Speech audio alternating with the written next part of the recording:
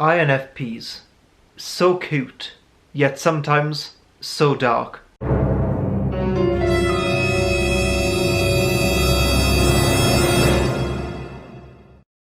INFPs are typically unobtrusive, gentle types, but when they're attached to a cause, whether that's a philosophical or ethical approach to life, or simply a political party, they can be less gentle. Uncompromising is the word that comes to mind. INFPs act as a kind of barometer against which other people can measure themselves. They tend to exist at the extremes. They can be very idealistic, but the thing about idealism is it rarely achieves its end goal, at least not directly. An idealistic vision tends to act as an inspiration or a North Star, but with the implicit assumption that that particular vision can never fully be realized, only moved ever closer towards.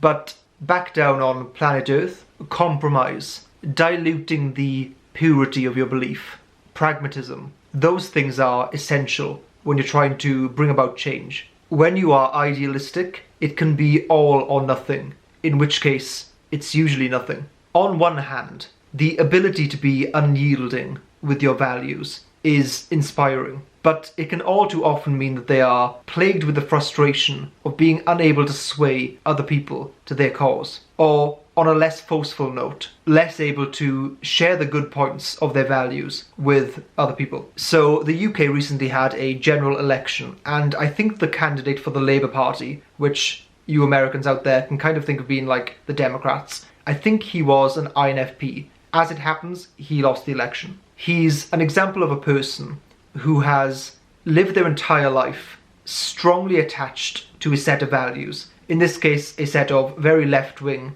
socialist values. Now, we can leave that debate for another day. But with him, you get the sense that he is completely attached to them. He couldn't compromise on them, even when compromising, or simply, let's just be honest, lying to the electorate would have been a much more pragmatic and electable approach. Now, that's very admirable, but we're talking about a type's dark side. And I think that had he won the election and got into government and enacted his policies, had they not worked and caused potential economic damage and hurt people, and who knows whether they would have, but I think it would have taken a lot of damage and a lot of destruction before he'd let go of those beliefs. This is the dark side of any type that makes their values and their beliefs part of their identity. To give up their beliefs to them feels like giving up themselves. If you were to contrast this with his opponent, who is now Prime Minister, who is very often accused of being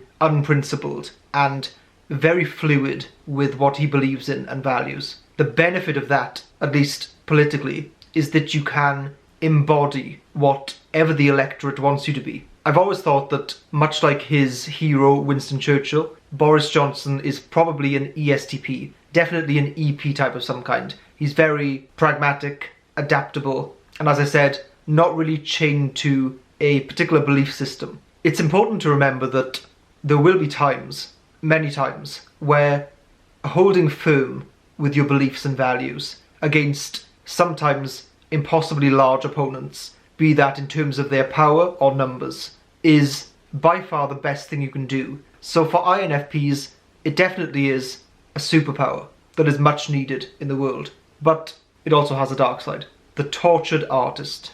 INFPs feel things deeply.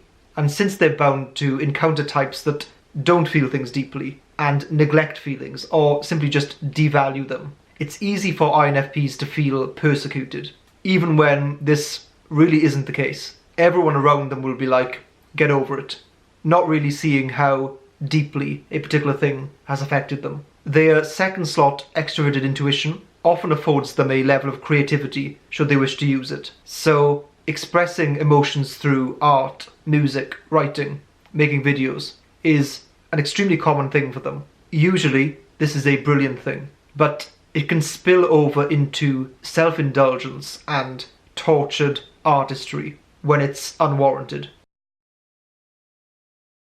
There's this sense with INFPs that they are searching for something and they don't really know what that is. but now and then they catch glimpses of it, and they can capture it for a time, but inevitably it needs to be refound in a new way, new mindset, or new place. It's like they're looking for something that's deeper than the day-to-day reality. They have extroverted sensing as their worst function, their polar function, so they are very out of touch with reality. Their third slot, introverted sensing, wants to settle down on something tangible and stable, yet their second slot, extroverted intuition, pulls them constantly in new directions. All the while, their dominant introverted feeling is deciding in each situation what matters to them and what they value. They're wandering, but to no destination.